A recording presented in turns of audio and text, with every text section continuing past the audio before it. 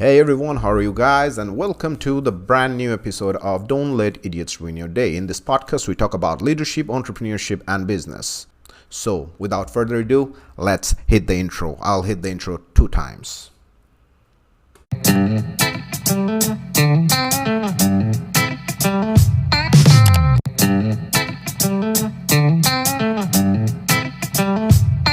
Today, I'm going to talk about motivation, employee motivation. So this is something like there are lots of motivational speakers around in our country and in abroad as well. And they always try to motivate the people who are listening to them. So organizations hired them to motivate their people. But one thing organizations are missing and the motivational speakers are missing as well. And that is the part I'm going to actually point right now. Are we really caring about people's motivation, or we're just trying to hide their motivation through different sorts of engagement programs? So when we basically hire motivational speakers or leadership trainers, what we do, we try to make an engagement program in an organization, and we try to get their expertise, and end of the day, they come, they run a session. Some people actually attend the training session and then motivational session as well. And at some point of time, the program stops and they get motivated for a small period of time. But it's not good for long term. For long term, what you need to do actually, for long term, you need to take care of the employees, take care of your employees from ground up. And I am going to describe it one by one today. Okay, so this is the presentation view. So I ran a poll in LinkedIn, and in LinkedIn I have seen the poll was on what is more demotivating at workplace. So number one point was low pay scale and increment, and second point was bad relationship with co-workers. It was really interesting that if you see the results, 61% of the people who participated in this poll said bad relationship with co-worker, and 39% said low pay scale and increment. It's clearly visible that bad relationship with co-workers matters a lot, and we have to understand these two different motivational scales are basically focusing on two different aspects of human factors. Number one is more into motivational factors, like what you are right now plus something. That means if you are having certain level of certain level of pay scale, and if you are increasing the pay, that means that people are getting motivated. So these are the motivational factors. But bad relationship with co-workers, this is something you cannot replace it with money. This is about what is happening inside the people's brain and heart. It's more behavioral side. So second part is the hygiene factor.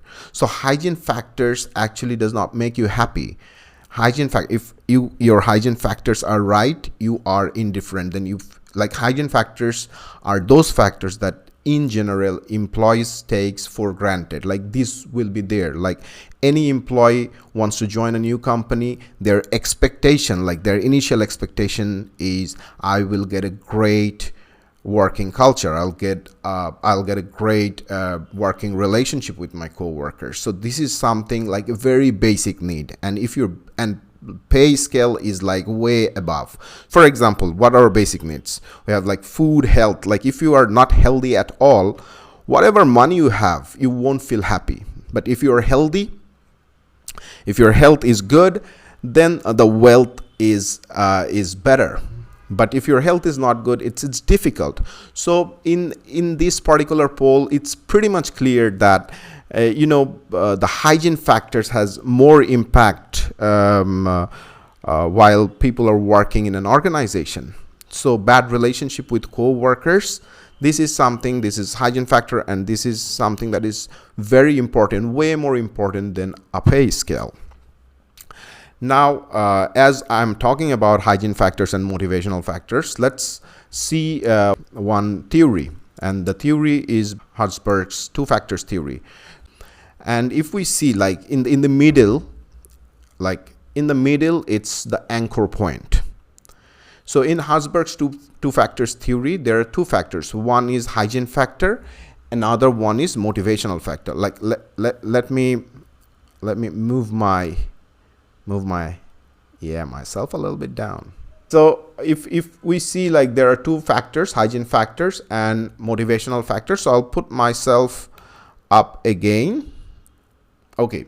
So in hygiene factors, like if you see the midpoint where the smiley is like indifferent, it's not smiling, it's not happy, or it's sad, it's the anchor point.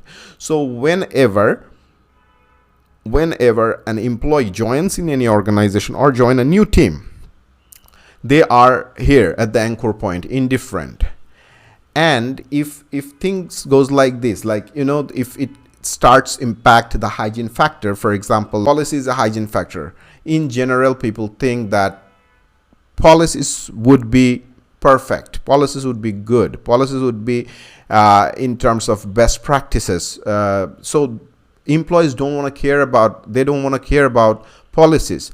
All they care about whether the policy is good and favorable to them. If it's good and favorable to them, it's fine. But when the policy is in the negative side, you know, it's a little wink. If you think about your facial perspective, it's a little wink, like, oh, policy is not good. And then you get more frustrated if your supervisor is not good. Like, you cannot replace this with money. Supervision, it's the relationship. Like as I was telling before, that relationship is more important, and hygiene factor is like how you are connected with the people surrounded by you while you are working in an organization. So supervision, and then again relationship with co-workers, so supervisor and then co-workers relationship, and then working condition, wherever you are working, whether your desk is at the right place, whether you are getting all the resources that is required to perform your job, for example laptops, for example your ID card, your cell phone selling, and things like that. And then salary and benefits, it's like for granted that you will get the salary as you sign the contract with the organization. You will get the salary anyhow. So if you have to think about the salary, you know, you are crying right now. Like, if your policy is not good, supervision is not good, relationship is not good, working condition is not good, and the salary and benefit is not on time, then you are literally sad. You are literally sad. And if we see the next one, like the status and the security, if your status and security is on stake, that is also a problem. You won't feel good about it. When you join the organization, you are indifferent. You don't have any facial expression. Your expectation is all the policies, supervision, relationship, working conditions, salary and benefit, status and security, these all things will be at par, and it's fine. People don't get happy with the hygiene factor. People, when people are getting the hygiene factor correct, they're like, okay, all right, I am getting it. This is what I deserve. So hygiene factors is what they generally deserve. But motivational factor is on top of your hygiene factor. So what an organization actually does, that's a very wrong thing they do actually. So what they do, they actually don't care about whether the hygiene factors are you know, properly handled in an organization or not. They don't care about that. All they care about, okay, now our employee seems a bit demotivated, we will run an engagement program, we will do leadership training, we will do this, we will do that. But you know, when the basement or the foundation is wrong, the hygiene factor is like a foundation for employee motivation. If that is wrong, that has a deficiency, then all your engagement program, motivational program will not work at all. So if your policy is not in place, when people are confused about the policy, or your supervision process is not right, the culture is not right, the relationship is not right, the interworking condition is not right, they will get like super demotivated. In general, whatever you give them higher pay scale, but still the working relationship is not good, they won't stay in the company. So, respecting each other, working condition, making the working condition perfect for an employee is really, really, really important if you want to make your employees motivated. So Hasberg's two factors theory's hygiene factor is exactly saying the same thing. So if you really want to motivate your employee to the peak, like the top-notch companies in Bangladesh, like Unilever, British American Tobacco, Nestle, we will do Nestle case soon. And in Nestle, everyone says Nestle is a humane organization. People don't leave Nestle. You know why? Because the hygiene factor is there. Their pay scale is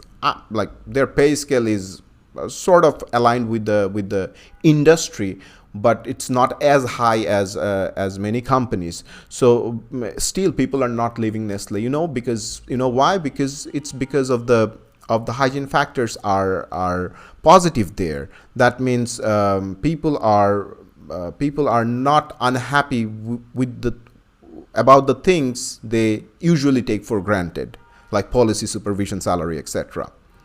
So if you want to really get into the motivational side, definitely you have to eliminate all these points. Like, you gotta eliminate the insecurity or status problem or inefficient salary benefit disbursement or a bad working condition. If you you have to eliminate the problems in terms of relationship with the peers and co-workers, supervision problems, and policy needs to be at par. So at that point, employees gets indifferent, like, okay, I have got what I expected. And then when you do the motivational thing, then if you go to the next level, that is the motivational factors. So now if we talk about the motivational factors, from indifferent you get to the happiness side. Like, now if you provide achievement, if you provide recognition, if you provide extra job role or more autonomous job role, if you provide the job authority, then give the person promotion or give the person career advancement, then people become happier, motivated. But if your working hygiene factors are not right, like working condition, relationships are not good, and you are giving lots of promotions, lots of salary and benefits, lots of improvements, it does not work in that way. It never works in that way. If you think like, okay, I'm going to lose this person, I want to give him 30% increment, that person will leave you anyway. So you gotta fix your hygiene factors first. When the hygiene factors are there, then if you give them a slight benefit, that works really good, because eliminating the problem with the hygiene factors works as a great catalyst to make the organization's employees super motivated. So this two factors theory says it all. I wanted to do the poll that what's going on in real life, and I see similar things. They get more demotivated when there is a relationship with co-workers, so bad relationship with co-worker. So they would get, even if you give them motivational factors, they will become more demotivated if the relationship status does not fix from the organizational level. So so that is the thing I wanted to share, and that is basically today's podcast. And I believe we understood the motivational theory, motivational factors, and this particular theory of Hasberg's two factors theory is really amazing for leaders to understand how they will motivate their employees. Giving more money, incurring more cost is not always good for the organization. You can fix the hygiene factors without spending that much of money, and your employees will be more motivated when you give a tiny or a little bit of motivational factors into your employees. So fix your hygiene factors, and thank you very much for today. Goodbye. I'll be back.